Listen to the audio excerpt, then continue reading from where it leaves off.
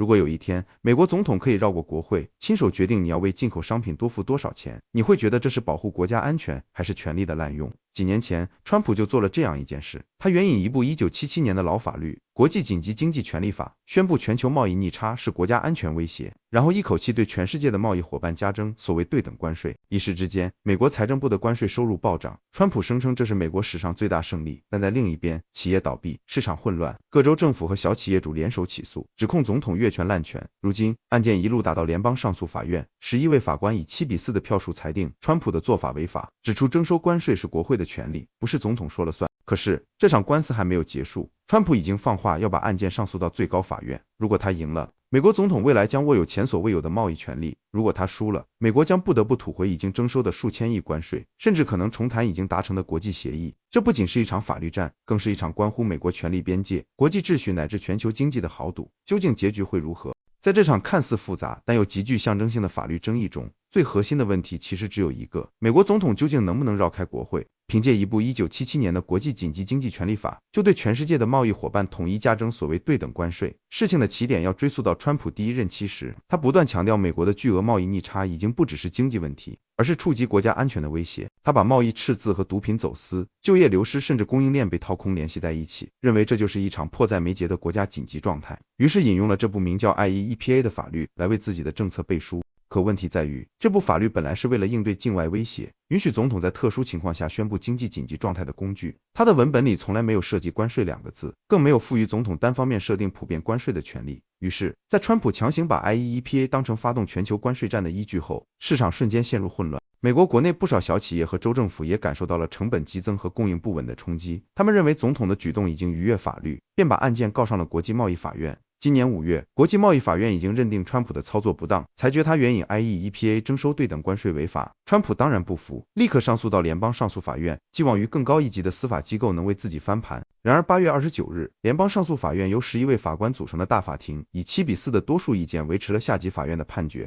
明确指出川普的对等关税政策不仅缺乏法律依据，而且事实上侵犯了宪法赋予国会的专属权利。换句话说，在美国宪政框架下，关税究竟征不征、怎么征，应该由国会立法决定，而不是由总统一纸行政命令就能定夺。这个裁决一出，美国媒体纷纷报道，外界普遍认为这是对总统扩权的一次重大限制。与此同时，外国媒体也分析，即便上诉法院已经表态，案件还远远没有到终点，川普完全可以继续把官司打到最高法院，而美国的最高法院由保守派法官占多数，这让整个过程充满了不确定性。更有评论指出，就算最高法院加速审理，至少也要等到年底甚至明年初才可能出结果。因此，这场关税法律战短期内根本不可能尘埃落定。从法律意义上说，这不仅仅是一场关于关税本身是否合法的争论，更是一次对美国三权分立原则的直接考验。因为如果总统真的能随时援引 IEEPA， 以国家安全为名做任何贸易决策，那国会的角色几乎被架空，而宪法中的制衡精神也将荡然无存。可以说，上诉法院的判决是一次对权力边界的明确提醒，哪怕是总统也不能随意扩大自己手中的法律工具，更不能把原本针对特定紧急情况的法规演变成对全球贸易秩序的长期干预。正因为如此，这个案件才引发了如此广泛的关注，既牵动着美国国内政经格局，也牵动着国际社会对未来贸易规则的信心。面对联邦上诉法院的裁决，川普的反应几乎在意料之中，他立刻抨击法院高度偏颇，指责这是司法体系里对他个人和政策的又一次不公待遇。在他的叙事里，法官们不是在维护宪法的权力边界，而是在政治立场的驱使下故意卡他的政策。他不断强调关税依然有效，至少在最高法院最终表态之前，美国财政部仍会继续征收，而这正是他打算坚持到底的理由。川普的核心论点其实并不复杂，他反复告诉支持者，美国因为这些关税赚进了数万亿，而且他与欧盟等贸易伙伴签下的协议也都是建立在这些关税基础之上的。如果突然宣布关税无效，就意味着美国要把已经收上来的钱退还给外国，还要一一拆除谈妥的协议，那简直就是让美国沦为第三世界国家。在川普的语境里，这不仅是一场法律官司，更是一场攸关国家尊严和未来的斗争。为了强化这种说服力，他把关税和美国面临的其他紧急问题绑在一起。最典型的例子就是芬太尼危机。川普声称，每年有无数美国人死于芬太尼等毒品，而这些毒品的源头往往通过跨境渠道进入美国，这完全符合 EPA 中所谓境外威胁的定义。因此他认为自己引用该法来征收关税是合情合理的，因为这些关税不仅能逼迫他国在贸易上做出让步，还能借此向相关国家施压，减少毒品流入。他的顾问纳瓦罗也积极配合这种论调，公开表示，如果推翻川普的政策，那将等于放任芬太尼继续毒害美国人，也等于让美国在贸易逆差的漩涡中彻底失去防御能力。这种把经济与公共安全挂钩的叙事，在川普的政治风格中并不陌生。他一贯喜欢把复杂的法律和经济问题简化成生死攸关的国难危机，用以激发公众的紧张感和民族主义情绪。另一方面，川普也很清楚，这场法律战不单是政策存废的问题，更是他政治资本的重要部分。尤其是在竞选环境下，任何一次他对建制派的抵抗，都会被他塑造成自己代表人民意志对抗精英集团的证据。于是，他没有选择妥协，也没有打算等待国会立法程序来修正，而是直接宣布将会把案件上诉到最高法院。在他看来，最高法院保守派法官占多数，这本身就是一种政治优势。他甚至暗示自己有信心在那里得到更公正的判决。与此同时，他在演讲和采访中不断重复一句话：如果大法官裁定关税无效，那将是美国的毁灭。这种言辞看似夸张，却精准地切中了支持者的心理。他们不关心法律条文的细微之处，只要相信川普是在为美国争取利益，就会觉得所有阻碍都是对美国的伤害。川普的强硬态度还体现在他对经济数据的解读上，他反复声称美国拿到了前所未有的收入，贸易伙伴被迫妥协，答应支付巨额的资金，美国政府因此才有能力推动更多基建和减税计划。虽然学者和媒体不断指出这其中的数据存在夸大和断章取义的问题，但川普坚持自己的表述，强调这些成果如果因为司法裁决而被推翻，那简直是对纳税人的背叛。从整体上看，川普的反击其实是一种双重策略。在法律上，他通过上诉争取程序的延长时间，保证关税暂时依然有效；在政治上，他则通过演讲和媒体造势，把裁决描绘成对自己和支持者的针对，从而将一场复杂的法律争议转化为民粹式的政治动员。在这样的操作下，即便最终结果对他不利，他也能借机积累我为大家拼命但被精英打压的政治资本。而如果结果对他有利，那更是可以宣称我打赢了建制派。这就是川普一贯的手法，把任何政策争议都转化为个人与体制之间的对抗，并利用这种叙事不断巩固自己的支持基础。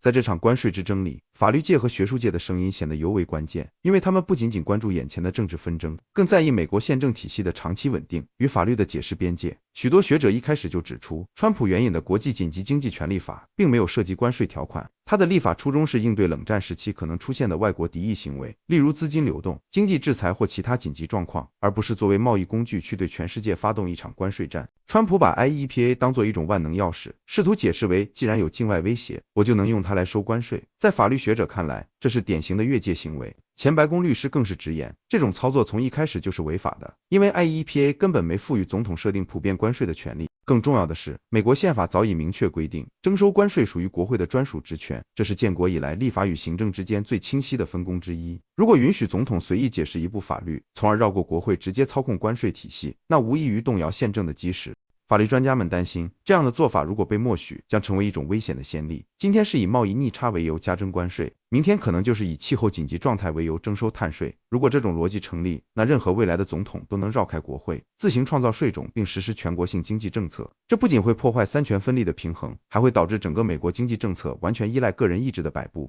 学者们强调，关税并非单纯的行政措施，而是一种本质上的税。税收权力是国会的核心权力之一，它和预算审议、拨款权力一起构成了对总统的制衡工具。一旦关税权力被行政权夺走，国会在财政领域的主导地位将大大削弱。长远来看，美国的民主制度会因为权力的过度集中而失去平衡。除此之外，法律界还提出了另一个担忧，就是川普的关税政策表现出极大的随意性。他可以因为一时的政治考量降低关税，然后又在次日突然提高，完全不需要经过复杂的审议程序。这种频繁摇摆不仅让市场无所适从，也让企业根本无法制定长期计划，而这正是学者们口中所谓的政策不确定性。在经济学中，不确定性会直接打击投资信心，增加企业的风险成本，从而削弱整个国家的竞争力。换句话说，川普所谓的对等关税不仅在法律上站不住脚，在经济效果上也弊大于利。美国的法律学界普遍呼吁国会应当主动收回权力，不要把决定权一再交给法院。他们主张应通过立法明确界定总统在 IEEPA 下的权力边界，避免未来再次出现行政滥用的情况。甚至有保守派人士警告，共和党不该为了短期的政治利益而纵容这种越权，因为一旦民主党掌握白宫，同样可以以紧急状态为由推行他们的政策，到时候共和党必然会感到难以接受。正因如此，学界的讨论不再只是川普是否越权，而是进一步上升到美国制度是否需要修复的层面。他们把这场关税官司看作一面镜子，映照出美国在行政权扩张与国会权力削弱之间的长期矛盾。也反映出现代政治环境下总统借助紧急状态不断扩张自身权力的普遍趋势。对他们来说，这场官司的最终结果将决定未来美国权力运行的基本规则，而这比任何一项具体的关税政策都更加重要。如果说法院与学界的意见更多停留在法律与制度层面，那么社会与政治层面的反应则显得更加直接和情绪化。川普的对等关税政策在一开始就引发了巨大争议，最先跳出来反对的并不是外国，而是美国国内的一些中小企业。对他们来说，川普口中让美国赚到的钱根本没有落到自己身上，反而是原材料价格飙升，供应链成本增加，出口市场受阻。他们被迫要么提高售价，要么缩减利润，甚至部分企业直接倒闭。尤其是依赖进口零部件的制造业和农产品出口州的小商户，他们几乎成了这场贸易博弈的直接牺牲品。于是很快，多个州政府，尤其是民主党执政的州，看准了这一点，联合起来把川普告上了国际贸易法院。理由很简单，总统滥用了紧急权力，导致市场秩序混乱，已经严重损害了州和地方的经济利益。今年5月，俄勒冈州司法部门牵头，带领12个州共同提起诉讼。他们明确指出，川普用4道行政命令来设定关税，这是史无前例的滥用紧急权力。在政治光谱上，民主党自然抓住这个机会批评川普，但更耐人寻味的是，共和党内部也出现了微妙的分裂。传统的共和党长期以来是自由贸易的拥护者，他们坚信市场开放和降低壁垒是美国经济长期繁荣的关键。而川普的做法却打破了这种信仰，他借助美国优先的旗号，把关税塑造成保护美国工人和产业的武器。可这种强硬的保护主义和共和党内建制派的理念背道而驰，让不少共和党议员心里打鼓。华尔街日报就曾评论，即便是保守派法官，也未必愿意无条件支持川普的做法，因为如果承认这种逻辑，那么未来任何一位民主党总统也能照葫芦画瓢，比如宣布气候紧急状态，然后在没有国会授权的情况下征收全国性的碳税。这种情景让共和党人一想到就感到不寒而栗。正因如此，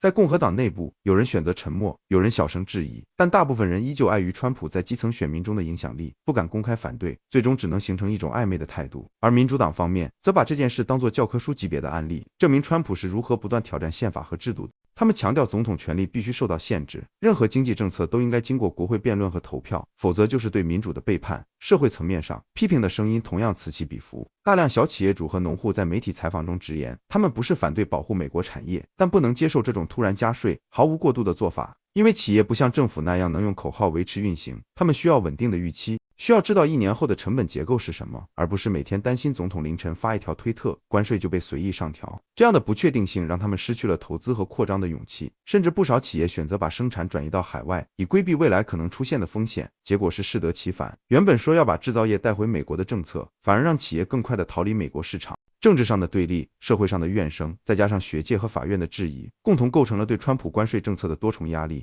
可以说，在这场纷争中，反对的力量并不单一，而是来自制度、市场、舆论的全面抵制。尽管川普依旧高举美国优先的旗帜，但越来越多的人开始怀疑，这种用行政命令强推的政策，究竟是真的在保护美国，还是在制造一场新的经济动荡？随着联邦上诉法院维持原判，所有人的目光几乎都集中到了最高法院，因为这已经不是一场普通的贸易官司，而是事关总统权力与国会职权划分的大案。最终如何落锤，必然会在未来几十年都留下深远影响。根据现有的司法程序，川普依然握有一个关键的缓冲时间，法院允许在10月14日之前，他所设定的关税继续有效。也就是说，在案件最终移送至最高法院之前，财政部依旧会照常征收。而这段时间不仅为川普争取了喘息的空间，也让他有机会继续在政治上操作，把案件炒作成一场捍卫国家利益的斗争。川普显然对最高法院充满信心，他一再强调保守派法官占多数，意味着他更有可能获得有力裁决。甚至在一些演讲中，他已经提前预设了结果，把胜利描绘成必然。但法律界人士却提醒，事情远没有那么简单。首先，最高法院即便是保守派居多，也不等于他们会毫无保留地支持行政权力无限扩张，因为许多保守派法官同样信奉有限政府的理念，他们担心一旦认可这种做法，就会让未来的总统有机会利用紧急状态绕过国会推行各种政策，那无论对哪个党派来说都可能成为噩梦。正如一些共和党内部的声音所说，如果今天共和党人为川普的越权喝彩，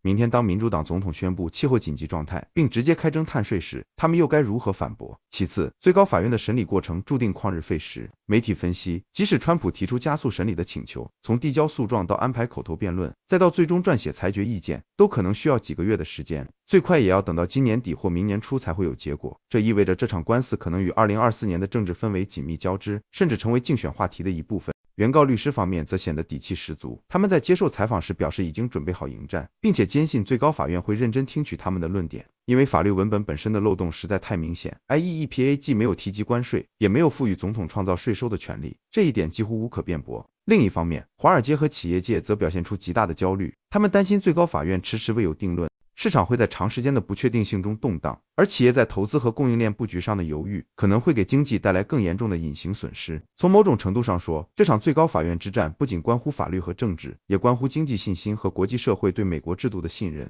毕竟，贸易伙伴们同样在观望，如果最高法院最终推翻关税，美国需要返还数以千亿计的税收，还要重新审视已经签署的协议，那将严重损害美国的信誉。但如果最高法院支持川普，那也意味着美国总统未来可能拥有更大权力，随意改变全球贸易秩序，国际市场将不得不重新计算与美国打交道的风险。总之，无论哪种结果，影响都远远超越一场单纯的法律官司。对川普来说，这既是一次司法考验，也是一次政治豪赌。如果赢了，他不仅证明了自己的权利正当性，还能在竞选中高喊"我为美国赢回了主动权"。如果输了，他则可能把失败转化为遭建制派打压的叙事，继续用来凝聚选民的同情与支持。可以预见，这场最高法院的较量将成为未来数月美国政治和经济舞台上最受关注的焦点。当这场关税官司一路打到最高法院时，它的意义早已超越了关税本身，而成为一场关于美国权力架构、国际贸易规则以及民主制度运作的重大考验。对普通民众来说，这似乎是一场复杂的法律游戏。毕竟 IEEPA 条款号、法院裁决听起来都很抽象，但其实它背后折射出的矛盾，正好触及到美国政治体系最敏感的神经。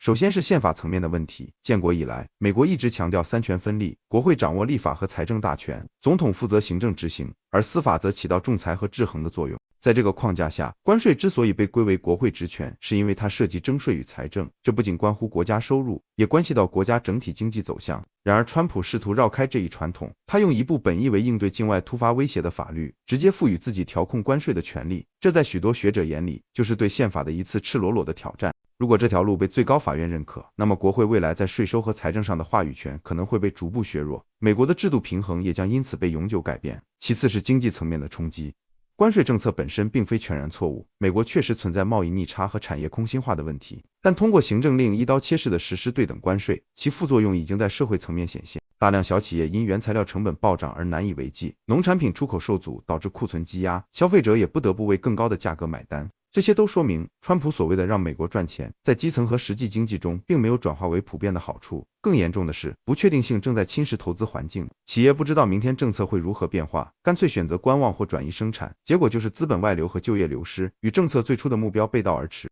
如果最高法院最终判决关税无效，美国还可能面临另一重打击，退还已经征收的大量关税。这不仅是财政的巨大负担，还可能在国际上造成严重的信誉危机，让各国对美国的承诺产生怀疑。第三是政治层面的影响。川普把这场官司当成政治动员的工具，他不断告诉支持者，这是他代表人民与精英建制派的对抗，是在保护美国免受不公平贸易和毒品泛滥的侵害。这样的叙事非常符合他一贯的风格，哪怕最终失败，他也能把责任甩给法院和国会，塑造成我尽力了，但他们阻止了我，从而继续巩固选民对他的忠诚。与此同时，这场官司也考验着共和党的集体立场。长期以来，共和党坚持自由贸易，强调市场机制，而川普的保护主义显然冲击了这一传统。党内不少人明知道政策问题重重，却碍于川普的影响力和选民基础，不敢公开反对，最终只能形成一种尴尬的暧昧局面。未来如果最高法院判决川普胜诉，共和党可能会更加依赖这种民粹式的政策动员，但如果判决他败诉，共和党则需要重新审视自身的经济理念与政治战略，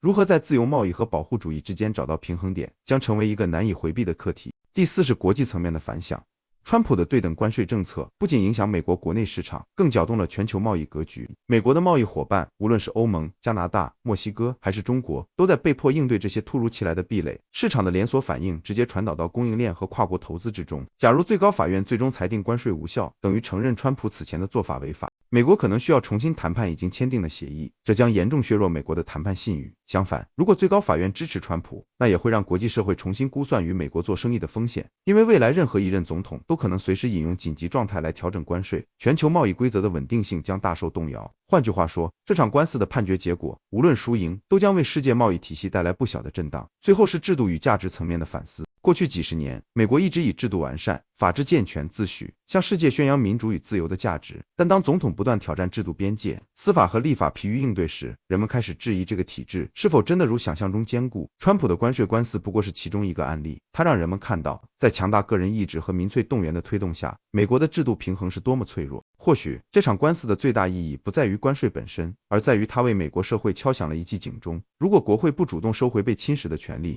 如果司法不敢明确划定红线，那么未来的总统可能会在紧急状态的幌子下不断扩张行政权力，直到三权分立的制衡形同虚设。综上所述，这场关税之争已经演变成一场多层次、多维度的较量。它既是川普与司法体系之间的博弈，也是行政与立法之间的拉锯，更是美国制度能否继续维持平衡的试金石。从短期来看，市场和社会还会继续承受不确定性的压力，最高法院的最终裁决将决定关税的命运。但从长期来看，这个案件更可能被载入史册，成为研究美国政治与法律运作的重要案例，因为它不仅关乎钱和贸易，更关乎一个根本的问题。在面对复杂的全球挑战时，美国是否还能坚守自己的制度规则，还是会一步步滑向以个人意志为核心的治理模式？这才是这场官司背后最深远、最值得关注的意义。